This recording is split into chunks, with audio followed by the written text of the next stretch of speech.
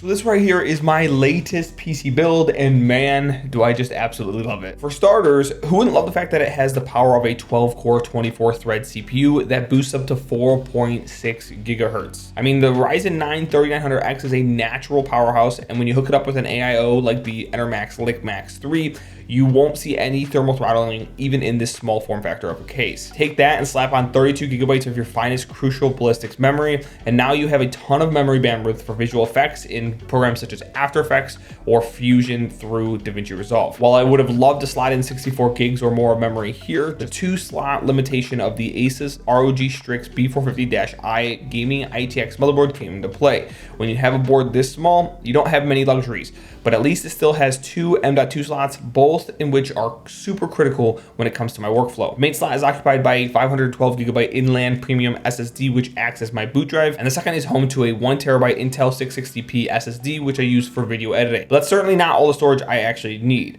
I'd be absolutely lying to you if I didn't say I needed dedicated storage for my library of games that I never get to play. And yes, I said never, but you know, I keep them installed just in case I have a moment of time to spare. For this, I use a 500 gigabyte Samsung 850 EVO and a 500 gigabyte Team Group Vulcan G. I suppose I could just get a 1 terabyte SSD and save some clutter in my case, but then I'd have an empty sled next to it in the brand new compact Dark Flash DLH21.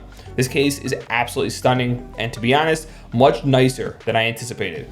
While it looks like an NZXT H1 or Xbox Series X knockoff, I can assure you it doesn't feel that way. This guy has an all-metal frame, well-placed dust filters, and a really convenient, not to mention nifty, magnetic top cover. It's also super compact, easy to disassemble, and has tons of holes for sufficient airflow, which will be much needed with my Founders Edition RTX 3070 inside. While there's not much to say about the card that hasn't already been said elsewhere, the design and feel of it just screams premium, and the size of it makes a perfect fit for this build. I originally wanted to use a triple fan Asus RTX 3070 in this build to help keep the GPU quieter and cooler, and while dimensionally it would have fit fine, the cables coming from my 650 watt EVGA GM650 SFX power supply restricted the actual usage space we have available. If you want to build in this case, I would highly recommend looking for a more compact GPU like one of the Founders Edition RTX 3070s or 3060 Ti's. Now, while a system with these kind of specs typically will just push tons of frames across the board, there are obviously going to be some limitations, natural limitations, just due to the fact that we're building this in a small form factor PC. I tested several fan configurations and found that by having the top fan, which I replaced with a Noctua NF-A9 as exhaust,